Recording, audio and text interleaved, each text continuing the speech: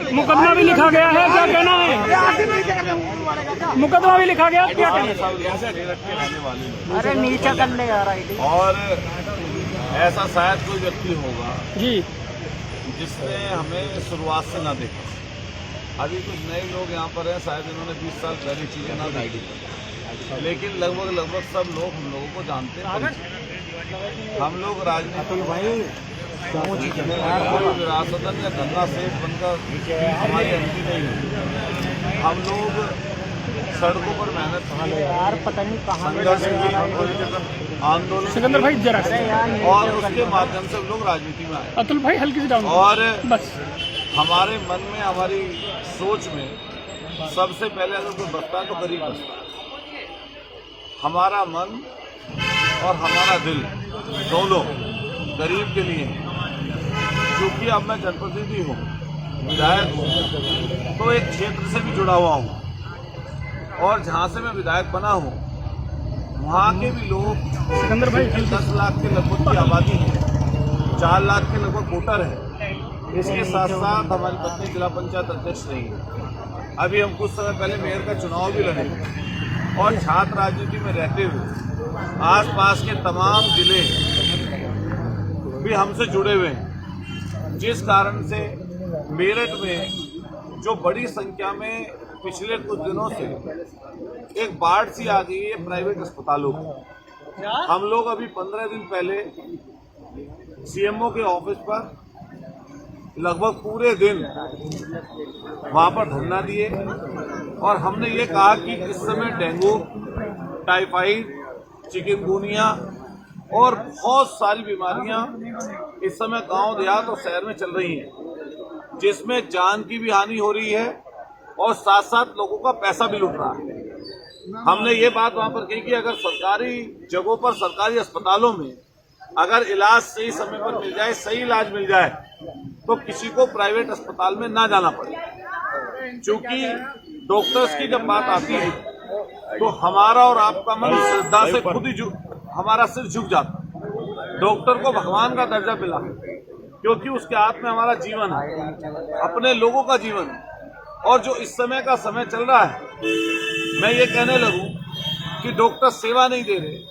बहुत सारे डॉक्टर हैं जो बहुत अच्छा काम करते हैं। जिस तरह राजनीति में हम लोग हैं, सब लोग अच्छे नहीं हो सकते और सब लोग ना बुरे हो सकते। इसी तरह से डॉक्टर भी बहुत सारे ऐसे हैं जो बहुत अच्छा काम करते हैं, बहुत अच्छा नतीजा भी उसका मिलता है। लेकिन उनके बीच में भी कुछ ऐसे लोग भी हैं जो इस समय इस पेशे को कलंकित कर रहे हैं।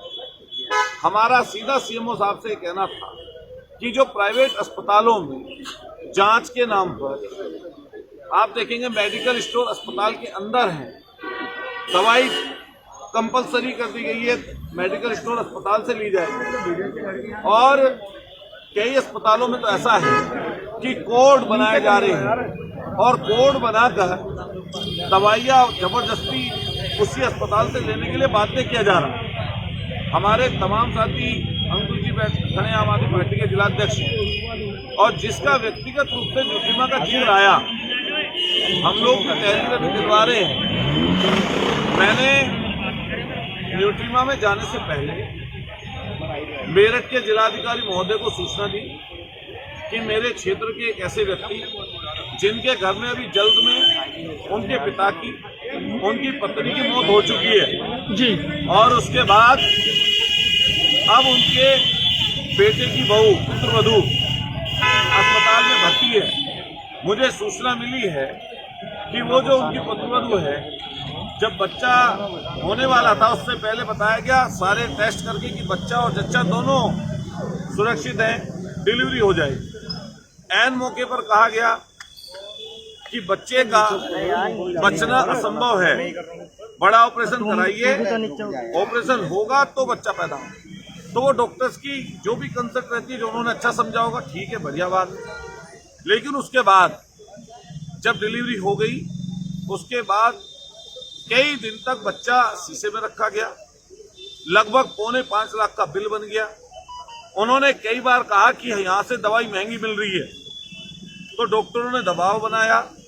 सब डॉक्टर नहीं, जो देख रहे थे डॉक्टर, उन्होंने दबाव बनाया कि दवाई तो यहीं से लेनी पड़ेगी और 4.25 लाख का बिल बैठा दिया। जिसकी सूचना मुझे मिली, मैंने डीएम महोदय को बताया अस्पताल पहुंचने से पहले कि सीएमओ साहब को भेजिए, इसकी जांच कराइए। उसके बाद मेरी सीएमओ से बात हुई। सीएमओ ने कहा हम डॉक्टर्स भेज रहे हैं, सीएमओ भेज रहे हैं, जो टीम आ रही है बंद। उसके बाद हमारी बात कप्तान साहब को हमने फोन मिलाया। उस समय वो परेड में थे, गश्त कर रहे थे। मेरी सीओ साहब से बात हुई। सीओ साहब से मैंने कहा कि वहां पर पुलिस का प्रबंध करा दीजिए, जिससे सब चीजें सुरक्षित रहे, सब चीजों का पता रहे। जब मैं अस्पताल में पहुंचा तो मुझसे पहले पुलिस वाले मेडिकल थाने के वहां मौजूद थे। जब हमारी डॉक्टर साहब की वार्ता हुई तो वार्ता में कई बार बिल का जिक्र हुआ और कोई ऐसी बात नहीं हुई जिसमें अभद्रता हो, जिसमें किसी को ऐसे जाति सूचक शब्द बोले गए हो या ऐसी कोई बात हुई हो जिसमें कोई बात निपटने वाली ना हो। वहां पर फिर डॉक्टर्स और आए, उन्होंने कहा अंदर बैठकर बात कर लीजिए। हमने अंदर चले गए, जहां पर एसएचओ मेडिकल, 2 अन्य दरोगा, कई डॉक्टर, आईएमए के डॉक्टर वहां पर मौजूद थे और उनके बीच में बैठकर बात ये हुई कि इसका बिल कम करा दिया जाएगा, जो गलत है आप जो है चले जाइए। तो हम लोग वहां से मरीज को छोड़कर चले आए।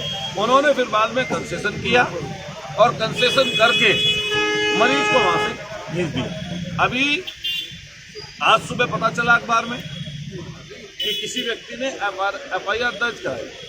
हमारा अपना कहना ये है कि वहां पर सब चीजें समाप्त हो गई, लेकिन जो पीड़ित व्यक्ति है, बाद में उनसे पता चला कि वहां पर जो ये लोग बाउंसर रखते हैं तथा कथित सुरक्षाकर्मी, उन्होंने नाजायज तरीके से जो पेशेंट है उनके तमीनदारों पर दबाव बनाया हमारे आने के पहले और उनसे कहा कि इतने पैसे जमा करिए, नहीं तो तुम्हें जेल भी भिजवाएंगे, तुम्हारी यहीं से गिरफ्तारी कराएंगे और तुम्हें और अनाप शनाप जो अभद्रता कर सकते थे, मार सकते थे, पीट सकते थे, वो उन्होंने उनके साथ किया। और पिस्टल निकाल कर ये भी पता चला उनसे पैसे भी छीन लिए। अब जब हम लोग पहुंचे तो ये बात बेचारे ने गफलत में नहीं बताई, लेकिन उसकी हम लोग तहरीर दे रहे हैं। अभी अंकुश भाई खड़े हैं यहाँ पर, हमारे आदिल भाई, वो तमाम साथी खड़े हैं। मुझे जानकारी हुई कि न्यूट्रीमा का जो एमडीए से नक्शा पास है, इनको जो डर लग रहा है, असली डर इस चीज का है, जब सूबे के उप मुख्यमंत्री ने एक 3 सदस्य कमेटी बना दी और उसे कहा गया कि पूरी जांच इस प्रकरण की करिए और जो दोषी है उसके खिलाफ हम कार्रवाई करेंगे, तो ऐसी क्या जल्दी आ गई थी उन लोगों को कि उन्होंने आनन फानन में इस तरह का कदम उठाया। हम लोगों ने तो ये बात की शुरुआत नहीं की। क्या उनका सरकार में विश्वास नहीं है? क्या वो डिप्टी चीफ मिनिस्टर को डिप्टी चीफ मिनिस्टर नहीं मानते? क्या जो डीएम की बनाई गई कमेटी है उस पर उनका विश्वास नहीं है? हमारा उन पर विश्वास है। वो कमेटी जो जांच करेगी, पीड़ित व्यक्ति से बात करेगी, जो सच्चाई होगी वो सामने आएगी। जहां तक व्यक्तिगत मेरी बात है, हम लोग निश्चित रूप से जो उन्होंने तमाम चीजें, तमाम तरह की बात की है, मुझे भी मीडिया के माध्यम से पता चला है, आप लोग पूछेंगे अभी सवाल। मैं सीधा एक बात कहना चाहता हूं कि मैं एक जनप्रतिनिधि हूं, मेरा जनता से साहूकार है, मैं उन्हीं लोगों में पला बड़ा हूं और मेरी पूरी की पूरा जीवन गरीबों को, किसानों को और कमजोर लोगों को समर्पित है।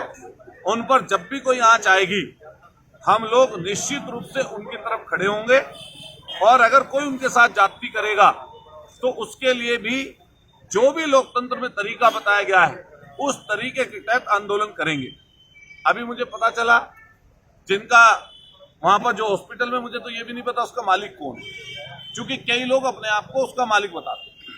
लेकिन मैंने एमडीए से जानकारी मांगी है कि जब आपने उनका नक्शा पास किया, क्या उस नक्शे के हिसाब से उन लोगों ने वहां पर निर्माण कर रखा है? तो मुझे भाई अंकुश जी खड़े, ये भी आपको बताएंगे। पता चला कि नक्शे के हिसाब से उसमें 60% हिस्सा ऐसा है जो नक्शे के हिसाब से बना हुआ नहीं है। उसका बेसमेंट, मैं डीएम महोदय से चाहता हूं, हम लिखित में भी भेज रहे हैं एमडीए को भी, कि बेसमेंट वहां पर चल रहा है, बेसमेंट है पार्किंग के लिए। उसमें उन्होंने मरीजों की जान को खतरे में डालकर उसमें ओपीडी चल रही है, ऑपरेशन किए जा रहे हैं। आप पता कर लीजिए, जो उसका भारी हिस्सा है, पता चला कि उस पर बुलडोजर चलने वाला था, लेकिन कुछ अपनी ताकत लगाकर रिश्वत घूस देकर उन्होंने उसको बचा लिया।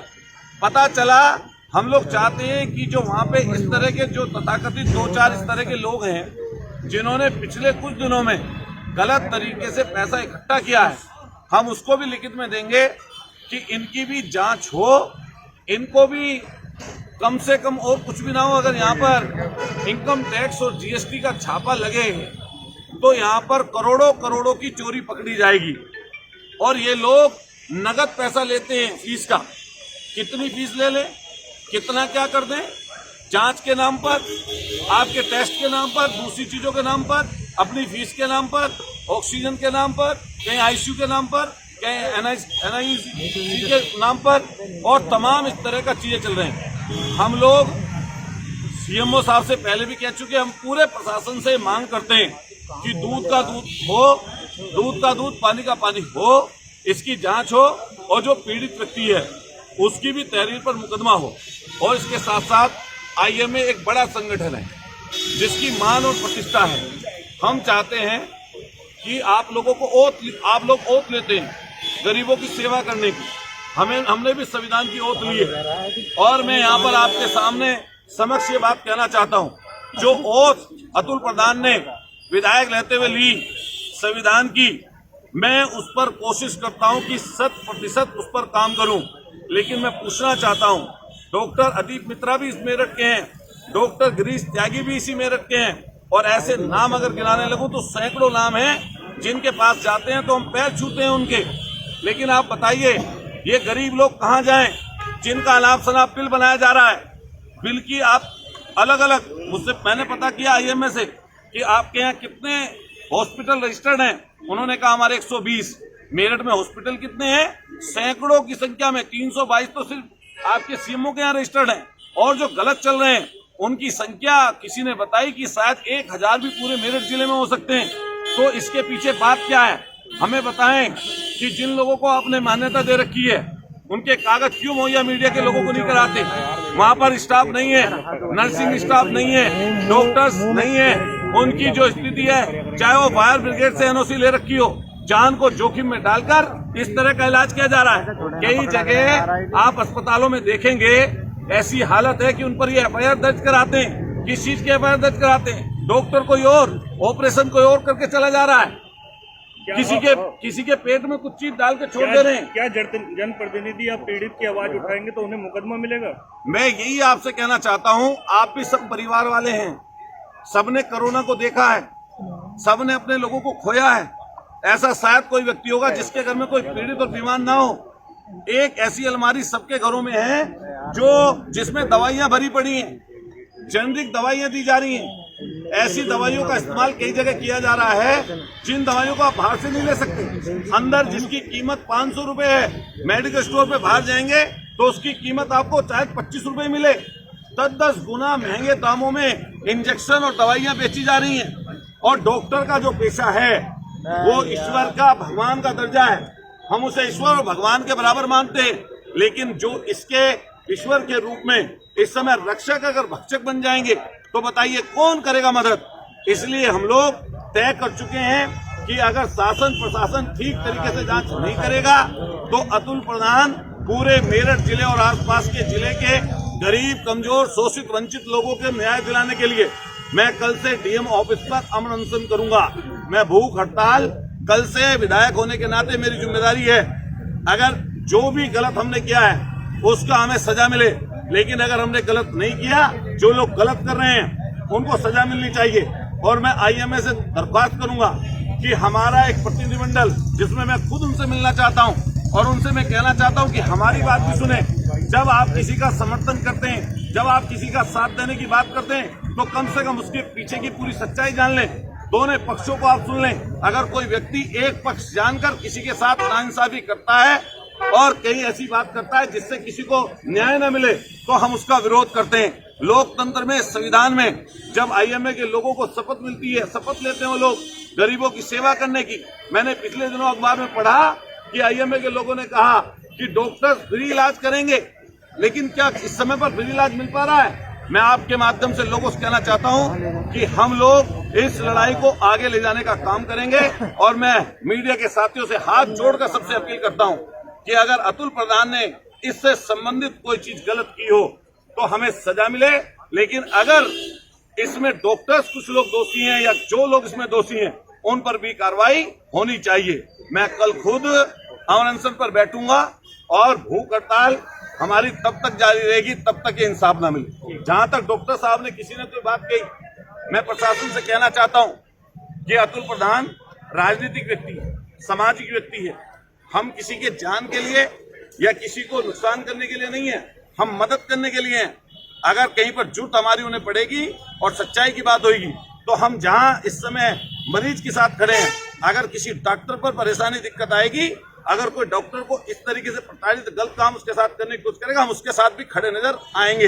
इससे पहले भी पूर्व में भी हम खड़े नजर आए। लेकिन मैं आपसे सबसे दरख्वास्त करूंगा कि दूध का दूध पानी का पानी हो, सच्चाई सामने आए।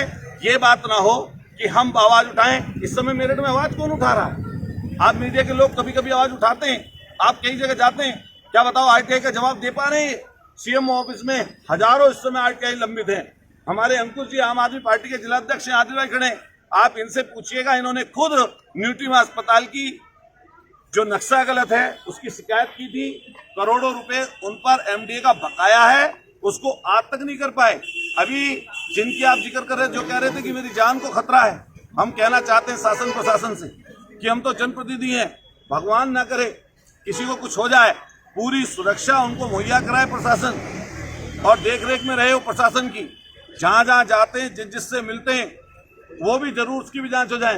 रही बात सत्ताधारी पार्टी की, मुख्यमंत्री जी हमेशा ये बात बोलते हैं वर्तमान वाले कि हम लोग सबका साथ सबका विकास, तो सिर्फ विकास अमीरों का नहीं होना चाहिए, गरीबों की बात हो, शोषित और वंचित की बात हो। अगर शोषित वंचित की बात करना चाहते हैं तो न्याय करें, और असल में बुलडोजर अगर कहीं चलना है तो जो इन्होंने गलत काम कर रखे इनके ऊपर बुलडोजर चलना चाहिए। ठीक, अंकुश भाई खड़े हैं, बताएंगे उसकी पूरी स्थिति।